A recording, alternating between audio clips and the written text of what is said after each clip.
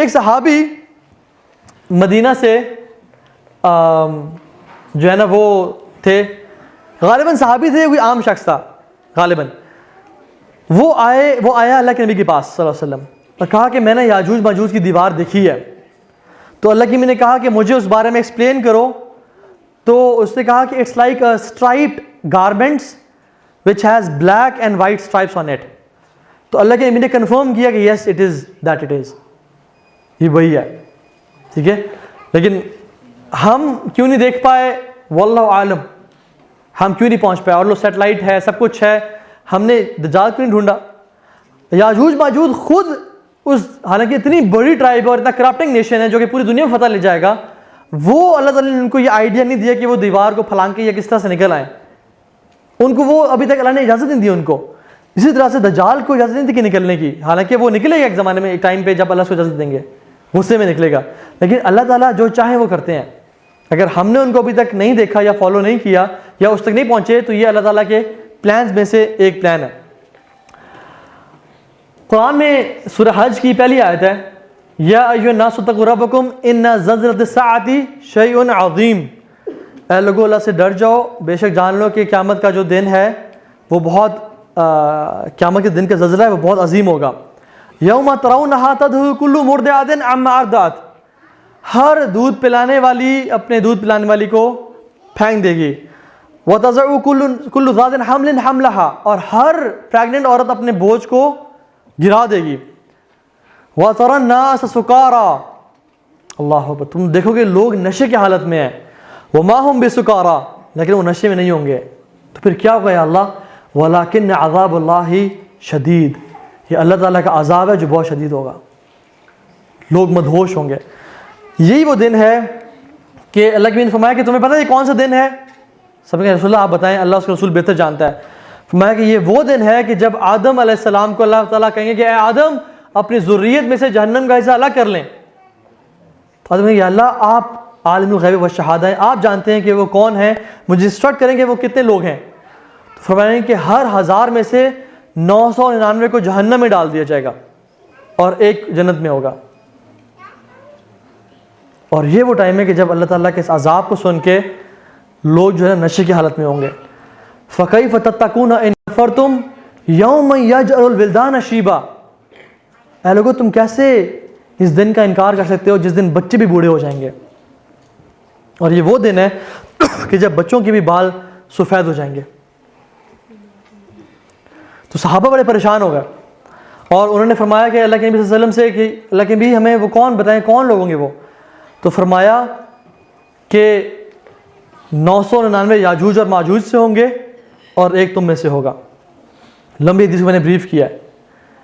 تو اتنی کثرت سے ہیں وہ کہ وہ بہت زیادہ ہوں گے اور تم لوگ تھوڑے ہوگے، اس لیے ان کو جہنم میں ڈالا جائے گا.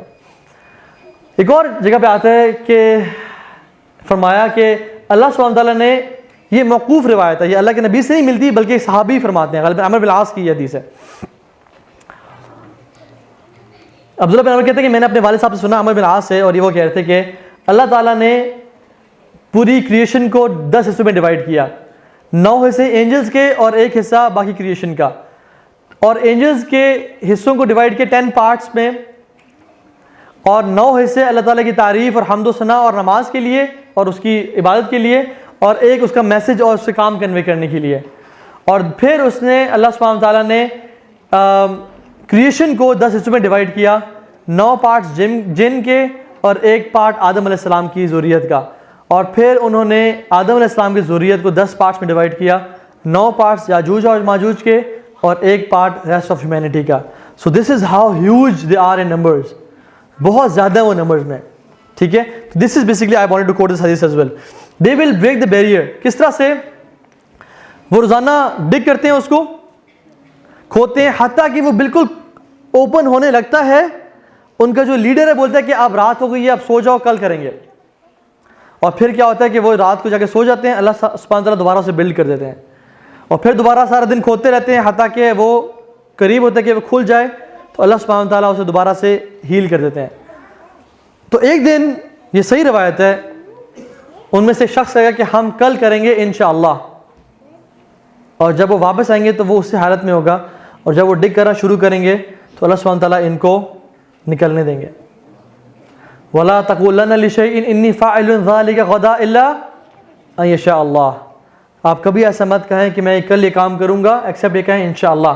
سو آلدو یہ کفار ہیں, بدترین لوگ ہیں, لیکن پھر بھی ان کو اللہ کے بارے میں علم ہوگا اور یہ کہیں گے کہ ہم کل انشاءاللہ اسے کریں گے. اور ان کے بارے میں آتا ہے کہ جب نکلیں گے تو تباہی مچا دیں گے, لوگوں کو قتل, جو لوگ سامنے ہوں گے انہیں قتل کریں گے, جانوروں کو قتل کریں گے, جو سامنے ملے گا.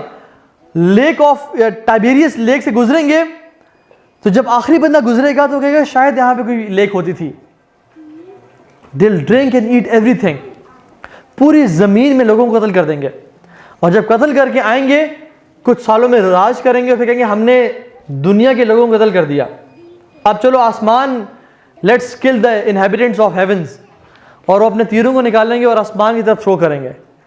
اور جب آسمان تھرو کریں گے اللہ سبحانہ تعالیٰ ان کو ٹیسٹ کریں گے ود دس فتنہ کہ وہ تیر خون آلود ہو کے آئیں گے نیچے اور کہیں گے کہ ہم نے آسمان کے لوگوں کو بھی قتل کر دیا, اب ہمارا راج ہے. یہ وہ ٹائم ہوگا, اتنا مشکل ٹائم ہوگا کہ جب اللہ سبحانہ و تعالیٰ, جب اللہ کی نے فرمایا کہ ایک آکس کا سر یا ایک گھوڑے کا سر تمہارے 100 درہم دینار سے بھی زیادہ ایکسپینسو ہوگا,